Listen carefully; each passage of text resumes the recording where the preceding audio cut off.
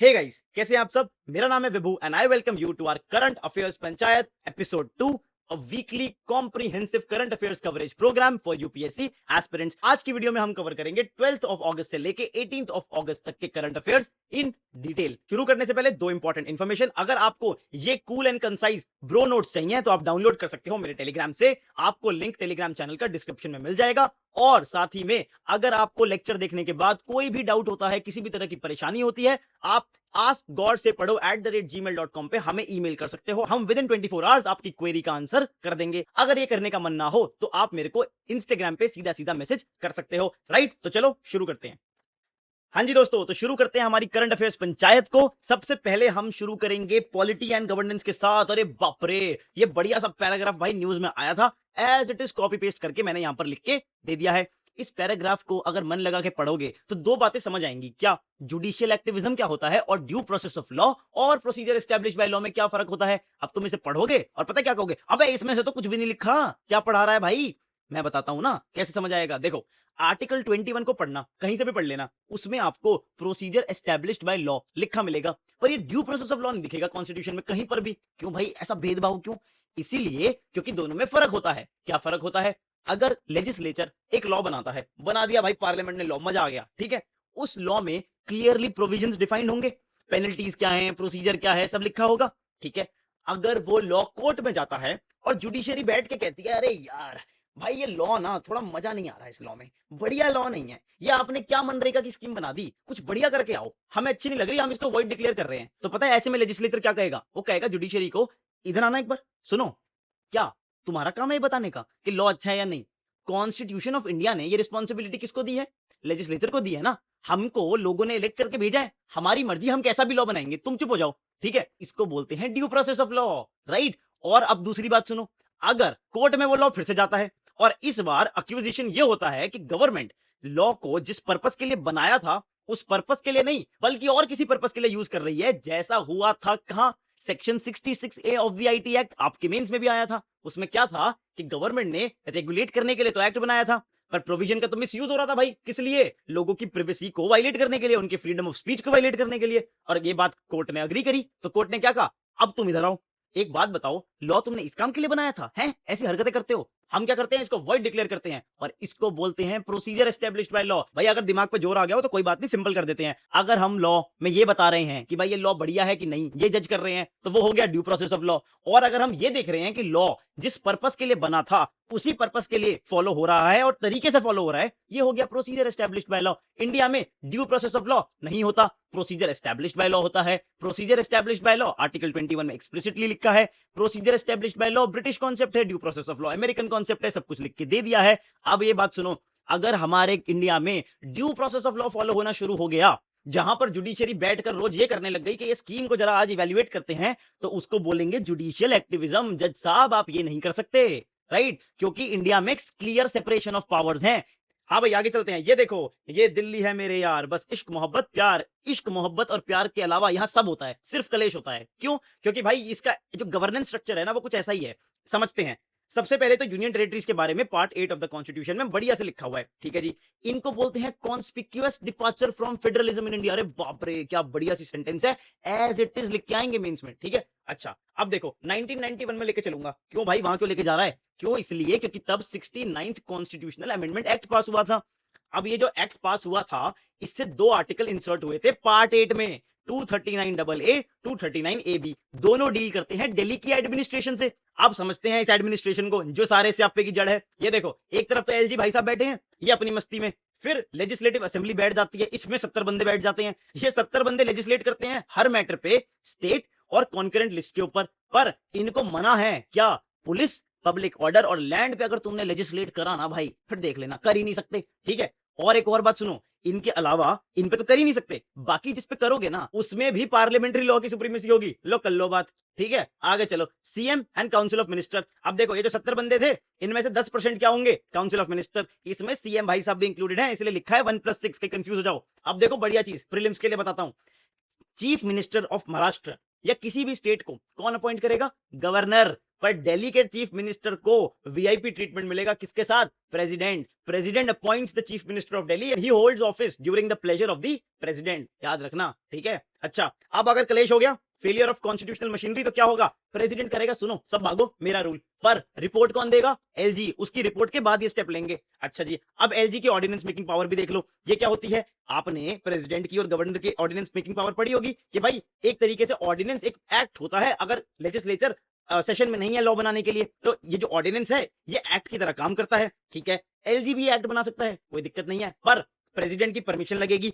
अगर दिल्ली की legislative assembly dissolved है या सस्पेंडेड है तो नहीं बना सकते बाबू, सिर्फ तब बनाओगे जब हम सेशन में नहीं है, और जब असेंबली रीअसेंबल होगी तो 6 वीक्स के अंदर हम पास करेंगे, otherwise it ceases to exist. ठीक है जी, ओके। अब देखो, अब अगर दिल्ली के ऊपर दोबारा मेंस में क्वेश्चन आ जाए, आपको लिखना पड़ जाए कि क्या ड्रामा हो रहा है यहाँ पर। ये 5 ड्रामे हैं भाई, लीगल एंड कॉन्स्टिट्यूशनल डिस्प्यूट, यही कि भाई एलजी कहे मेरी पावर ज्यादा है, चीफ मिनिस्टर कहेगा मेरी पावर ज्यादा है, ठीक है। फिर कंट्रोल ओवर की एरियाज, पुलिस, हमको पुलिस नहीं देते, हमें पब्लिक ऑर्डर नहीं देते, लैंड नहीं देते, हम कैसे काम करें भाई, मत करो। फिर देखो बजटरी कॉन्फ्लिक्ट, ये तो है ही, ये तो सारी स्टेट्स के साथ ही है। एडमिनिस्ट्रेटिव कंफ्यूजन, एक तरफ एलजी है, चीफ मिनिस्टर है, प्रेसिडेंट भी है, फिर एमसीडी भी है, और एमसीडी को ही लेके कलेश हुआ था अभी, जहां पे सुप्रीम कोर्ट ने बोला कि दोस्त सुनो, जो एलजी साहब है ना, जो एमसीडी में 10 बंदे भेजने होते हैं स्पेशल नॉलेज वाले, अपने आप भेज देंगे, इनमें इतना दिमाग है, इनको एड एंड एडवाइस नहीं लेनी इस काम के लिए। क्यों? क्योंकि कॉन्स्टिट्यूशनल काम नहीं है दोस्त, स्टैट्यूटरी ड्यूटी है। ठीक है जी, आगे चलते हैं। ये देखो वक्फ बोर्ड, अब मैं चाहूं ना यहाँ पे बैठ के 1 घंटे इस पे गाता रहूं भाई, जब आएगा एक्ट तब देखेंगे, अभी बस इतनी बात समझो। एक क्या है, वक्फ की प्रॉपर्टीज होती हैं, उनको आइडेंटिफाई स्टेट गवर्नमेंट करती है, ये दिमाग में बना के रख लेना। ये मैं 1995 एक्ट की बात कर रहा हूं। उसके बाद एक सेंट्रल वक्फ काउंसिल होता है, एक स्टेट बोर्ड होता है, और फिर ट्रिब्यूनल्स होते हैं। ठीक है, ये बात समझ आती है। अब इनमें चेंजेस ला रहे हैं, जब चेंजेस आएंगे उसके ऊपर एक से बढ़कर एक एडिटोरियल्स आएंगे, तब देखेंगे। अभी क्या करें, देख के हैं। चलो अब देश की इकोनॉमी को संभालते हैं। सबसे पहले हाइडेनबर्ग इशू, क्या है भाई ये इशू? कुछ टाइम पहले जो हाइडेनबर्ग है उसने एक रिपोर्ट निकाली कि बोला ये देखो, ये तुम्हारा अडानी है ना, ये क्या कर रहा है, ये स्टॉक मार्केट में वायलेशन कर रहा है, अपने स्टॉक प्राइसेस के साथ खेल रहा है। हैं? ऐसा कैसे भाई? सेबी ने बोला हम इन्वेस्टिगेट करेंगे, हम नोडल अथॉरिटी है, हम करेंगे ना, कोई दिक्कत की बात ही नहीं है। कुछ टाइम बाद ये लो, हाइडेनबर्ग एक और रिपोर्ट निकालता है कि जी सेबी जी जो चीफ है आपकी, इनका तो कॉन्फ्लिक्ट ऑफ इंटरेस्ट है अडानी के साथ। ओ भाई साहब, हो गई पॉलिटिक्स स्टार्ट, सारी ऑपोजिशन पार्टीज ने कलेश मचा दिया। जी एक काम करो सुप्रीम कोर्ट, सेबी को हटाओ, ये सीबीआई को ट्रांसफर करो, एसआईटी को करो। सुप्रीम कोर्ट बैठा है आराम से, कह रहा है अच्छा पावर तो हमारे पास बहुत है, हैं हम ही हैं कालीन भैया, हैं हम जब मन करेगा कर देंगे ट्रांसफर, हमारे पास आर्टिकल 32 भी है, हमारे पास आर्टिकल 142 भी है, इसको पढ़ने का काम यूपीएससी एस्पिरेंट्स का है ना, तो आप पढ़ लेना, राइट। तो अभी सुप्रीम कोर्ट ने कहा है कि जैसा चल रहा है ठीक है, सेबी कर रही है, उनको अभी वो कॉम्पिटेंट है, आगे देखेंगे, अगर हमारा मन किया हम कर देंगे ट्रांसफर। तो ये केस है, पर हमने स्टोरी तो सुन ली, काम क्या करेंगे भाई? सेबी के बारे में प्रीलिम्स के लिए पढ़ लेना, आ जाएगा कुछ ना कुछ इसमें से उठ के। इनका एपेलेट ट्रिब्यूनल होता है, ये भी पढ़ लेना, ठीक है। और साथ ही में जीएस4 एथिक्स, वहां पर लिखोगे ना आंसर कॉन्फ्लिक्ट ऑफ इंटरेस्ट पे, ये लिख देना केस, मजा ही आ जाएगा। कितना क्लासिक एग्जांपल है, राइट। तो इस तरीके से एग्जाम के लिए पढ़ना सीखो बाबू। हाँ जी, आगे बिजली गिराते हैं, देखो कैसे। सबसे पहले आपके घर में जो बिजली आती है कहीं तो बनती है, उसको बोलते हैं पावर जनरेशन का काम। कौन करता है ये काम? जेनकोस, ठीक है। फिर देखो आगे, जेनकोस से पावर लेके पावर डिस्ट्रीब्यूशन कंपनीज तक, जिनको हम डिस्कॉम बोलते हैं, पावर ट्रांसमिशन कंपनीज लेके जाती हैं, इनको हम बोलते हैं ट्रांसकोस। तो सबसे पहले पावर जनरेशन जेनकोस, फिर पावर ट्रांसमिशन ट्रांसकोस, और फिर पावर डिस्ट्रीब्यूशन डिस्कॉम। अब देखो पावर जनरेशन में सारा आर्गुमेंट आ जाता है कि किस तरीके से कोल को रिप्लेस करना है रिन्यूएबल के साथ, ठीक है जी, ये तो बात समझ आती है। पर हमारा आज का मुद्दा है पावर डिस्ट्रीब्यूशन को लेके, डिस्कॉम्स, इनके चैलेंजेस क्या क्या हैं? कुछ नहीं है, देखो ये 5 चैलेंजेस हैं, इस पे क्वेश्चन आ सकता है मेंस पे, भगवान की कसम यही पढ़ के जाना, इससे ज्यादा पढ़ लो कोई फायदा नहीं होगा, ठीक है। सबसे पहला problem, profitability crisis, aggregate technical and commercial losses relate to which of the following. ये है प्रीलिम्स का क्वेश्चन, वहां पर आ जाएगा डिस्कॉम, भूल जाओगे हैं ये क्या है। अब ये प्रॉफिटेबिलिटी क्राइसिस क्यों है समझो। क्रॉस सब्सिडाइजेशन नाम की एक चीज होती है, वो क्या होती है? वो ये होती है कि गवर्नमेंट क्या कहती है डिस्कॉम्स को कि यार तुम जो ये डिस्ट्रीब्यूट करते हो ना इलेक्ट्रिसिटी, जो ये गरीब लोग हैं, फार्मर्स हैं, इनको सस्ते रेट पे कर दो, हैं थोड़े से हमें वोट भी मिल जाएंगे। और सुनो, जो ये कमर्शियल बिल्डिंग्स वगैरह है ना, इनको चार्ज कर दो ज्यादा, यहां से कमा लेना, वहां जोड़ देना, हो जाएगा तुम्हारा काम। इस पूरे कंफ्यूजन के चक्कर में डिस्कॉम्स की बैंड बजी पड़ी है, ठीक है। फिर देखो एडमिनिस्ट्रेटिव इनएफिशिएंसी, कहीं पर भी ऐसी कोई ऑर्गेनाइजेशन की क्रिटिसिज्म करने के लिए आए ना, ये उठा के लिख देना आग बंद करके, ठीक है। फिर देखो lack of private participation, I think 50 से ज्यादा डिस्कॉम्स है इंडिया में, जिसमें से सिर्फ 12 या 11-12 समथिंग लाइक दैट प्राइवेट है, बाकी सारी गवर्नमेंट है, तो फिर तो हाल बुरा होना ही है। लिक्विडिटी क्रंच, लोखड़े की कमी, पैसा नहीं है, ठीक है। रेगुलेटरी ओवररीच, कितना बढ़िया वर्ड है, इंडिया इंडिया में there is a problem of regulation, ये वो भला, एक वर्ड लिखा करो, पेल दिया करो आंसर को। भाई जितना शॉर्ट लिखोगे ना, बड़ी बड़ी लाइंस को छोटे छोटे वर्ड्स में कम्युनिकेट करना अगर सीख गए तो आपने मेंस का कोड क्रैक कर लिया। अब इनकी जो ये दर्दनाक सिचुएशन है, इसको इंप्रूव करने के लिए हम क्या स्टेप्स ले रहे हैं? ये 3 स्टेप्स हैं, एज इट इज रट लेना। देखो, लिक्विडिटी क्रंच था तो क्या कर रहे हैं? कैश फ्लो को रिस्टोर कर रहे हैं। फिर देखो, प्रॉफिटेबिलिटी क्राइसिस था तो क्या कर रहे हैं? सप्लाई को और प्राइसिंग को इंप्रूव कर रहे हैं। और फिर देखो, क्लियरिंग द लेगेसी ड्यूज, जो भी है रेगुलेशन वगैरह का ड्रामा है, आपके इस स्टेप से कंप्लीट हो जाएगा। ठीक है, इसको पढ़ लेना, पूरा का पूरा टॉपिक यहीं पे कंप्लीट हो जाएगा। ठीक है, चलो आगे। अब चलो खेतों में लेके चलता हूं पीएम कुसुम स्कीम के साथ, और खेत में बैठ के पढ़ेंगे किस तरीके से यूपीएससी में स्कीम्स प्रिपेयर करते हैं। सबसे पहली चीज, मिनिस्ट्री पढ़ो। क्यों? प्रीलिम्स में आती है। अच्छा, प्रीलिम्स में आती है स्कीम, ये सारी मिनिस्ट्री तो गलत होती है, एलिमिनेट कर देंगे। अच्छा भाई, यूपीएससी वालों का जिस दिन भी ये माथा फिर गया, उन्होंने सारी मिनिस्ट्री सही दे देनी है और आप एलिमिनेट करते करते खुद एलिमिनेट हो जाओगे। तो भाई जहां कॉमन सेंस लग सकती है वहां पे तो पढ़ लिया करो। ठीक है, अच्छा फिर देखो features, component A B C. अब ये देखो क्या है, सबसे पहले सोलर पावर प्लांट्स लगा रहे हैं, फिर स्टैंड अलोन एग्रीकल्चर पंप्स, मतलब पंप्स अपने आप चार्ज हो रहे हैं सोलर से और अपने मजे में है, और फिर जो ग्रिड कनेक्टेड पंप्स हैं उनकी सोलराइजेशन कर रहे हैं। ये बात सिंपल है, समझ आती है। अब देखो, ऑब्जेक्टिव सबसे इंपॉर्टेंट कंपोनेंट होता है किसी भी स्कीम का। इसका ऑब्जेक्टिव क्या है, और आप ना इससे जो मेजर थीम्स हैं जो यूपीएससी में आती हैं उसको रिलेट करना। सबसे पहले, जो फार्मर ये सोलर एनर्जी प्रोड्यूस करेगा ना, अपने लिए यूज करके बाकी बेच देगा, तो भाई पैसा, इनकम, फार्मर्स की इनकम बढ़ गई, ये तो चाहते हैं, इसी के लिए तो छाती पीटते रहते हैं। फिर देखो, एग्रीकल्चर की प्रोडक्टिविटी बढ़ेगी। क्यों? क्योंकि इरिगेशन इंप्रूव होगा, क्योंकि agriculture pumps without electricity solar से चल जाएंगे। साथ ही में ऑब्वियस सी बात नहीं है, रिन्यूएबल एनर्जी का प्रोडक्शन होगा, तो इंडिया के अंदर जो फॉसिल फ्यूल्स का यूज है वो कम होगा। अब अगर इन तीनों इंडिविजुअल स्कीम्स पर क्वेश्चन आता है, एग्जाम्पल तो एक कॉमन मिल गया ना हर जगह भेजने के लिए, तो बस इसको इस तरह पढ़ा करो। साथ ही में अटेंशन, ये देखो, अन्नदाता टू ऊर्जदाता मैंने नहीं बनाई है, गवर्नमेंट ने बनाई है। अगर आप 2 पॉइंट कम भी लिख दोगे ना, लेकिन बड़े बड़े सुनहरे अक्षरों में ये लिखा होगे, भाई एग्जामिनर कहेगा, हैं ये किसी आईएएस ने लिख दिया क्या पेपर दोबारा? क्योंकि उसे इतना मजा आएगा। तो ये लिखना, गवर्नमेंट के स्लोगन्स को अपने मेंस वैल्यू एडिशन में ऐड करते चलना। ठीक है, चलो आगे। अब देखो, एग्रीकल्चर पे हमने एक टेम्पलेट बना रखा है, बढ़िया टेम्पलेट बना रखा है। टेक्नोलॉजी इन एग्रीकल्चर एक कंपोनेंट है, ये रहा उसका example, national paste surveillance system. इसमें हम एआई को यूज कर रहे हैं फार्मर्स की पेस्ट मैनेजमेंट में हेल्प करने के लिए। तो आपको एग्जांपल मिल गया, इसको पढ़ लेना। ठीक है जी, आगे चलो। इन्फ्लेशन हर हफ्ते न्यूज में होता है, हर हफ्ते हम पढ़ते हैं, इस बार भी एक एडिटोरियल आ गया इसके ऊपर, समझते हैं। आरबीआई किसको टारगेट करता है? हेडलाइन इन्फ्लेशन को। हेडलाइन इन्फ्लेशन हमें कहां से पता चलता है? कंज्यूमर प्राइस इंडेक्स से। इसमें से फूड और फ्यूल हटा दो, कोर इन्फ्लेशन मिल जाएगा। अच्छा जी, इकोनॉमिक सर्वे ने क्या बोला कि आरबीआई, यार तुम ये हेडलाइन इन्फ्लेशन पे फोकस करते हो, हटके यहाँ पे कोर इन्फ्लेशन पे कर लो, फूड हटा दो। इसी के कारण खून खोल गया इस एडिटोरियल के ऑथर का, और उन्होंने लिख दिया भाई सॉलिड एडिटोरियल, और उन्होंने पूछे 2 सवाल हैं भाई, तुम ये जो कह रहे हो इकोनॉमिक सर्वे, क्या ये जस्टिफाइबल है? और दूसरा सवाल, क्या ये सही में किसी काम आएगा? और दोनों का आंसर था नो। पर क्यों? क्यों? क्योंकि पहला रीजन जस्टिफाइबल इसलिए नहीं है, इंडिया का हाउस होल्ड एक्सपेंडिचर देखोगे तो 50% तो फूड है, अबे उसी को इग्नोर कर दोगे तो क्या पॉलिसी बनाओगे? और दूसरा, ये जो आप करते हो ना, रेपो रेट बढ़ा देंगे, मनी सप्लाई कम कर देंगे, डिमांड को रिस्ट्रिक्ट कर देंगे, और मजे ही मजे इन्फ्लेशन कंट्रोल हो जाएगा। ऐसे में जो आपके वो चाचा बैठे हैं ना कॉर्पोरेट्स में, वो क्या करते हैं, उनको अपने प्रॉफिट टारगेट्स मीट करने होते हैं, वो प्राइस बढ़ा देते हैं। वो कहेंगे अच्छा डिमांड नहीं है, प्राइस बढ़ा दो, कोई बात नहीं, प्रॉफिट आ जाएगा।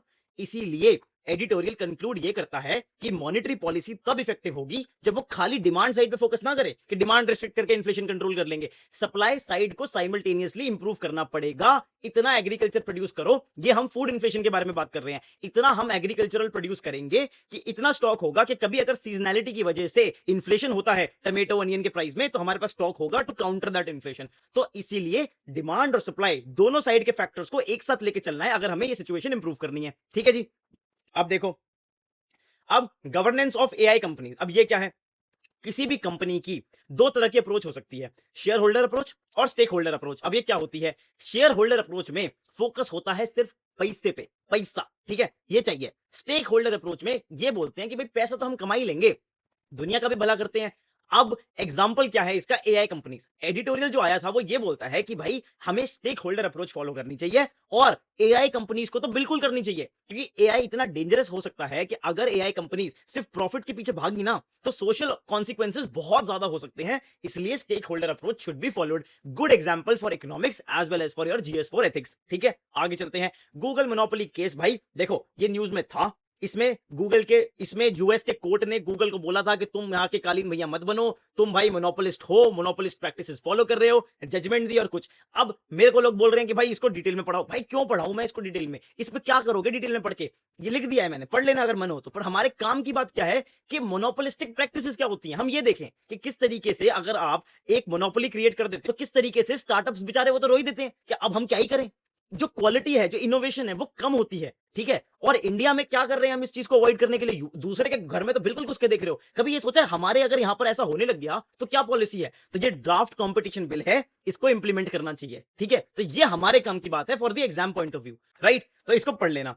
प्रीलिम्स बूस्टर में इकोनॉमिक्स पे ये ट्रेड डेफिसिट के बारे में लिख दिया है कि इंपोर्ट्स जब एक्सपोर्ट्स को एक्सीड कर देते हैं तो ट्रेड डेफिसिट हो जाता है। अब भाई एक्सपोर्ट्स तो देखो, एक्सपोर्ट्स को इंप्रूव करना है तो क्या करना होगा? ये दो स्कीम्स मेंशन थी इस हफ्ते न्यूज में, तो मैंने लिख के दे दी है। जो रॉड टिप्स, और ये दोनों की दोनों एक्सपायर भी होने वाली हैं, इनको एक्सटेंशन मिला था, फिर ये अब दोबारा एक्सपायर होने वाली है as far as I know. अब देखो रॉड टिप स्कीम क्या थी, क्या लिखा है? रेमिशन of duties and taxes on exported products. अगर मैं एक्सपोर्टर हूं, मैं एक प्रोडक्ट प्रोड्यूस कर रहा हूं एक्सपोर्ट करने के लिए, तो उस प्रोडक्ट की मैन्युफैक्चरिंग के लिए मैं इनपुट्स खरीदूंगा, उसमें मैं ड्यूटीज दूंगा, टैक्स दूंगा, उनको क्या करते हैं? रेमिट कर देते हैं। और दूसरा, अगर मैं लोन लूंगा प्रोडक्शन करने के लिए, तो जो इंटरेस्ट पेमेंट करनी है उस पर गवर्नमेंट सब्सिडी देगी ताकि मेरा इंटरेस्ट कम हो जाए। तो इससे क्या हम एक्सपोर्ट्स को प्रमोट करते हैं। बट एक्सपोर्ट प्रमोशन अपने आप में एक बहुत बड़ा टॉपिक है, जहां पर फिर हर तरह की ऑर्गेनाइजेशन, पूरी की पूरी कॉमर्स मिनिस्ट्री, पूरा इन्वॉल्वमेंट हो जाता है। तो उसको कभी आराम से देखेंगे। अभी प्रीलिम्स के लिए ट्रेड डेफिसिट का कॉन्सेप्ट इंपॉर्टेंट है, ठीक है। चलो भाई थोड़ा इको फ्रेंडली होते हैं। सबसे पहले एयर पोल्यूशन पे ये न्यूज, भाई एमिशन कट स्ट्रेटेजी को एक ही बार में समझो। अगर आप आज 100 यूनिट्स ऑफ जीएचजीस एमिट कर रहे हो तो क्यों कर रहे हो? क्योंकि जो आपके व्हीकल्स है ना, उनका जो इंजन है वो इतना एफिशिएंट नहीं है। अगर उसे एफिशिएंट कर दोगे तो वो 80 यूनिट ही रिलीज करेगा, तो बढ़िया है ना, कम हो गया। इसी को बोलते हैं रिड्यूस करना। और इसके लिए ये दो स्टैंडर्ड्स हैं प्रीलिम्स में भाई, बिल्कुल मतलब कभी भी दिख जाएंगे। Bharat state emission standards, CPCB central pollution control board, ministry of environment, ठीक है। और फिर corporate average fuel economy cafe rules, ये आते हैं ब्यूरो ऑफ एनर्जी एफिशिएंसी के अंडर, मिनिस्ट्री ऑफ पावर। याद रखना ये भाई, यहां से क्वेश्चन बन सकता है। और दूसरा, आप अब क्या करो, यहां तो आपने कम किया था, अब आप रिप्लेस ही कर दो ना। पेट्रोल से चलाई करो गाड़ी, इलेक्ट्रिक मोबिलिटी करो, हाइड्रोजन बेस्ड सीएनजी चलाओ, है ना। तो ये होती है रिप्लेसमेंट स्ट्रेटेजी। तो इस तरह से ये फ्रेमवर्क है, इसके अंदर अब आपको टॉपिक्स को प्रिपेयर करना है, ठीक है जी। और साथ ही में एयर पोल्यूटेंट्स न्यूज में थे, ठीक है। मैं आज टेलीग्राम पर आपको एक एयर पोल्यूटेंट्स जितने भी हैं सबका एक ही माइंड मैप बना के डाल दूंगा, उसको अपने इन्वायरमेंट के स्टैटिक नोट्स में ऐड कर देना। हर चीज करंट अफेयर के साथ ऐड करने का फायदा नहीं है, डुप्लीकेशन ऑफ एफर्ट होता है। मैं यहीं पर लिख दूंगा तो फिर आप उसे अपने स्टैटिक नोट्स में पढ़ोगे, यहां पर भी पढ़ोगे। तो इसलिए भाई यहां पर सिर्फ करंट अफेयर्स और स्टैटिक नोट्स अलग से, ठीक है। चलो अब ये देखो, अरावली रेंज में डिफॉरेस्टेशन, इकोलॉजिकल डिस्ट्रक्शन हो रहा है।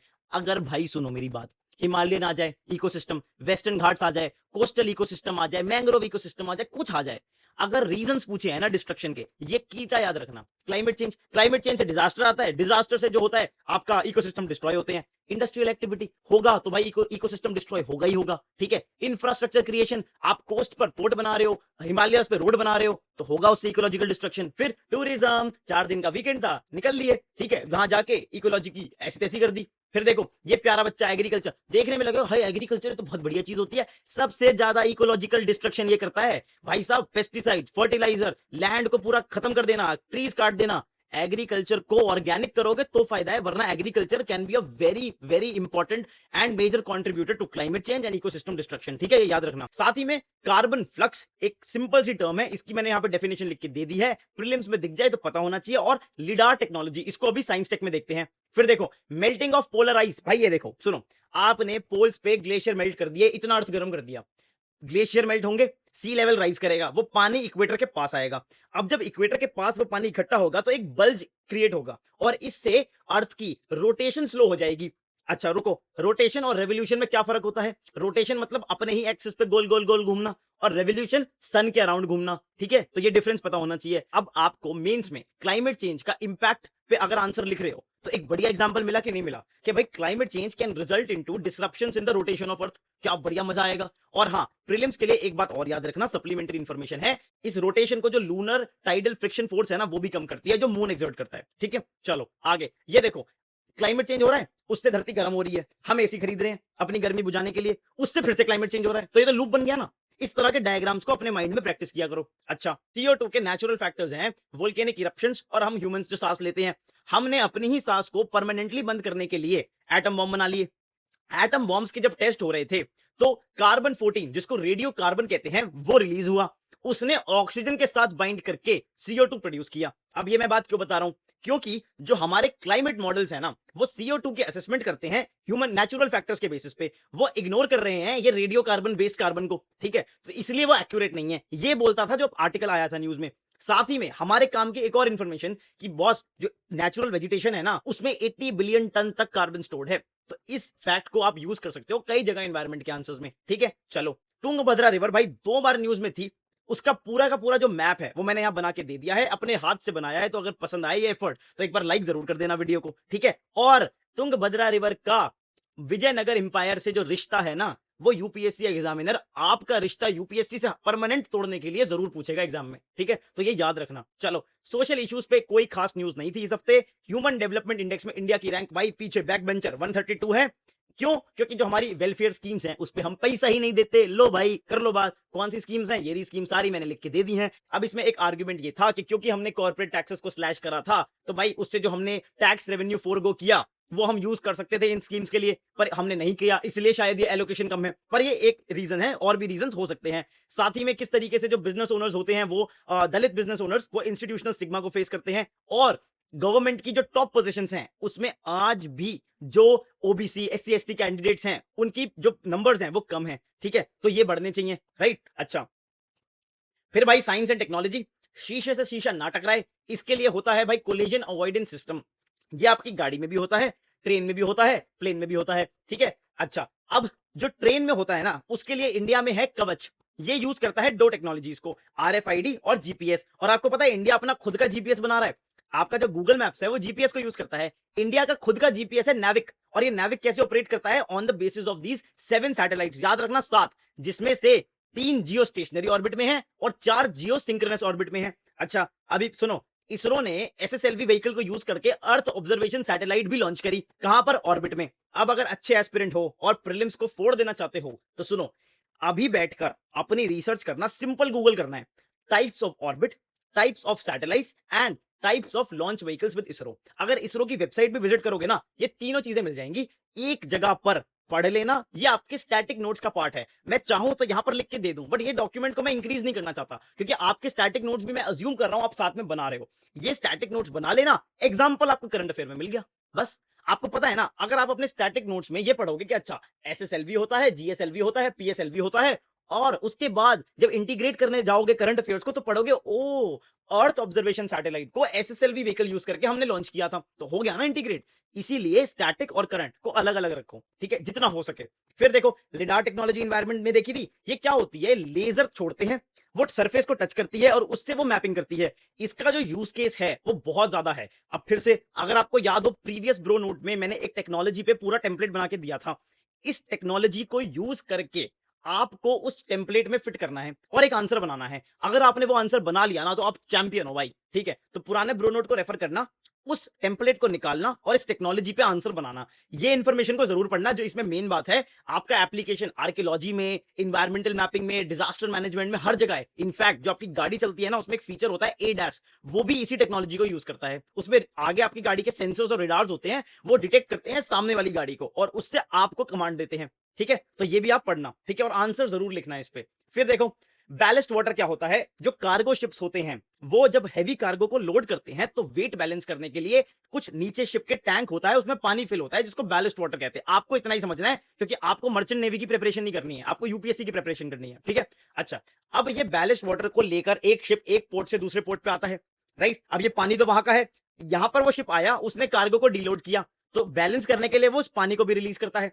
अब ये पानी क्योंकि कहीं और का है, तो उसमें वहां का स्पीशीज होंगे, और अगर वो यहां पर मिक्स हो गए तो वो यहां पर बन जाएंगे इन्वेजिव स्पीशीज, और यहां पर बिल्कुल धमाल मच जाएगा, राइट। इसीलिए कन्वेंशंस ये कहती हैं कि बैलेस्ट वाटर की ट्रीटमेंट होनी चाहिए, और ट्रीटमेंट प्लांट शिप के अंदर ही होते हैं, ठीक है। पर देखो, अब क्या है, इंडिया ने जो IMO की बैलेस्ट वाटर मैनेजमेंट कन्वेंशन है, प्रीलिम्स के लिए बहुत इंपॉर्टेंट, उसको साइन नहीं किया है। India is not on the list of contracting states to the convention.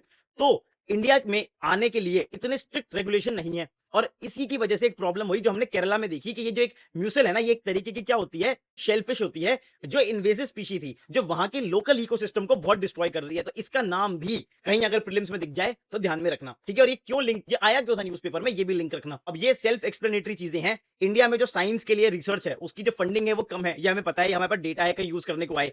इसी को इंप्रूव करने के लिए हमने मेजर क्या लिया, अनुसाधन नेशनल रिसर्च फाउंडेशन एक्ट, इसने रिप्लेस करा science and engineering research board act को। अब मैं ये पूरा आपको पढ़ के बता दूं क्या फायदा, बहुत सिंपल है। साइंस रिसर्च को इंप्रूव करने के लिए, प्रमोट करने के लिए आपने एक मैकेनिज्म डेवलप करा है। प्रीलिम्स के लिए सिंपल सिंपल पॉइंट्स है, अगर मेंस में भी आ गया तो इतनी इंफॉर्मेशन से आप आंसर बना दोगे अगर ध्यान से पढ़ोगे तो, ठीक है। तो बस कॉम्प्रिहेंसिवली पढ़ना, कवर कर लेना।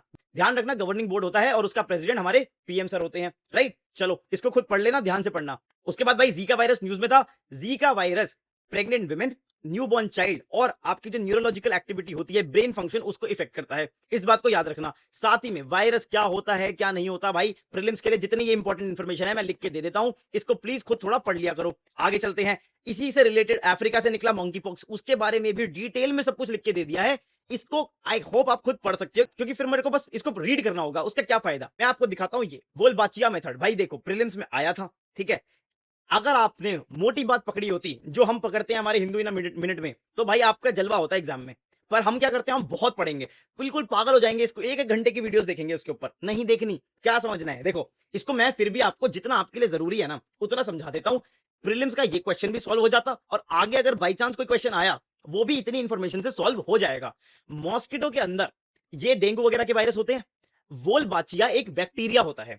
अगर हम उस बैक्टीरिया को, ये डेंगू वाली मैडम जो है मच्छर, इनके अंदर डाल देंगे तो वो डेंगू वाला जो वायरस है ना उसको डिफीट कर देगा, ठीक है। और फिर ये जो मच्छर है ये डेंगू स्प्रेड नहीं कर पाएगा। इतनी सी बात है, ठीक है। इस बैक्टीरिया को यूज करके हम क्या करते हैं, हम ट्रांसमिशन को कम करते हैं, ठीक है जी। आगे चलते हैं। अब हमारा last part, IR and security, security issues में साइबर चक्रव्यूह, ठीक है। ये बहुत बढ़िया आर्टिकल आया था, इसको प्लीज बिल्कुल ध्यान से पढ़ना। अगर हो सके तो एक बार आर्टिकल भी पूरा पढ़ना और फिर ये मैंने उसकी समरी बना दी है। कैसे, देखो जो ट्रेडिशनल साइबर अटैक हैं वो दो तरीके के होते हैं। साइबर अटैक जो गवर्नमेंट के डिपार्टमेंट्स पे, एमएनसीज पे, क्रिटिकल हमारा जो इंफ्रास्ट्रक्चर है उस पे होते हैं, एग्जांपल जैसे वानाक्राई, ठीक है। अच्छा, दूसरा जो साइबर हैक, जो आपको फोन आते हैं ना, हेलो आपका क्रेडिट कार्ड 1 घंटे में ब्लॉक हो जाएगा अगर आपने ये लिंक को क्लिक नहीं किया तो, ठीक है।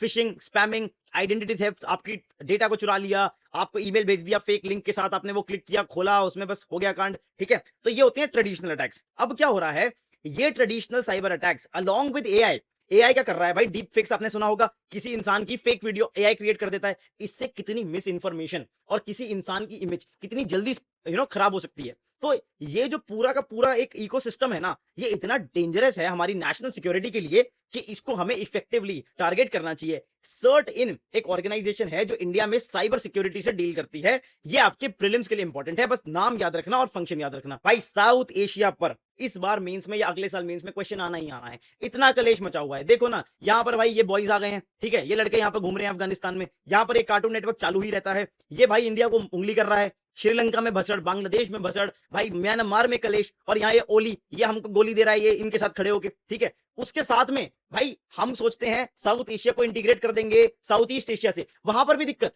थाईलैंड के अंदर भी देखो पॉलिटिकल इंस्टेबिलिटी क्रिएट हो रही है, राइट। तो ये सारी चीजें लिंक हैं, BIMSTEC, SAARC, South East Asia, South Asia, सब कुछ आपस में लिंक्ड है। आपको इस सारी भसड़ में क्या करना है, लीड करो। सबसे पहले यू शुड असर्ट योरसेल्फ कि भाई हम हैं यहाँ के बॉस, ठीक है। दूसरा, कोलैबोरेट करो, आप इंस्टीट्यूशंस पे ध्यान दो, सार्क, बिम्स्टेक, इन इंस्टीट्यूशंस का इफेक्टिव यूज करो। अगर सार्क में काम नहीं बनता तो बिम्स्टेक को चलाओ, ठीक है। फिर देखो फोकस, फोकस क्या करना है, इंपॉर्टेंट इश्यूज पे। ये सब चल रहा है, चलने दो। लोग जो है ना साउथ एशिया के, भाई उनकी क्या गलती है, उनकी पॉवर्टी, जॉबलेसनेस, अनइक्वल ग्रोथ, इस पे काम करो, मिलकर काम करो, ठीक है। एंगेज करो, जो दूसरी कंट्रीज हैं उनमें जो ऑपोजिशन पार्टीज है ना उनके साथ भी एंगेज करो, ठीक है। और मैनेज करो जो रिलीजियस डाइवर्सिटी है, क्योंकि सब कॉन्टिनेंट रिलीजियसली बहुत डाइवर्स है। तो ये बहुत इंपॉर्टेंट एक डायमेंशन है जो आपको लिखनी चाहिए अपने आंसर में जब आप साउथ एशिया पे आंसर लिख रहे हो, ठीक है जी।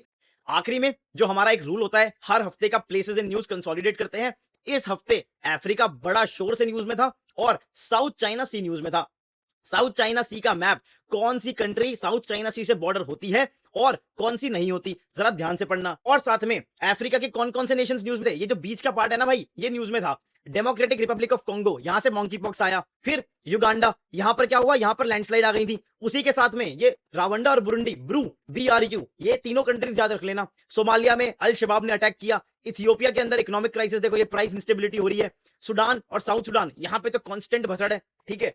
एक एक चीज और बता रहा हूं, ये देखो, democratic Republic of Congo south Sudan के साथ बॉर्डर शेयर करता है, सुडान के साथ नहीं। तो भाई ये थी इस हफ्ते की न्यूज इन डिटेल। जितनी भी न्यूज काम की थी मैंने कवर करा दी। अगर आप थोड़ा सा खुद रिवाइज करोगे, साथ में अपने स्टैटिक नोट्स को बना के चलोगे, तो ये इनफ रहेगा, वरना पढ़ने को तो भाई कितना भी पढ़ लो, ठीक है। अगर आपको पसंद आई हो तो प्लीज चैनल को लाइक करना, सब्सक्राइब करना और ये वीडियो अपने दोस्तों के साथ भी शेयर कर देना। इतनी मेहनत करते हैं, थोड़ा हमें भी मोटिवेशन मिलेगा। और भाई अगर कोई गलती हो गई हो, कहीं मैंने कुछ ऊपर नीचे बोल दिया हो, कुछ मिस कर दिया हो, तो भाई भूल चूक माफ है। मैं भी आपकी हेल्प करने का कोशिश कर रहा हूं, टाइम के साथ मैं भी इंप्रूव कर लूंगा।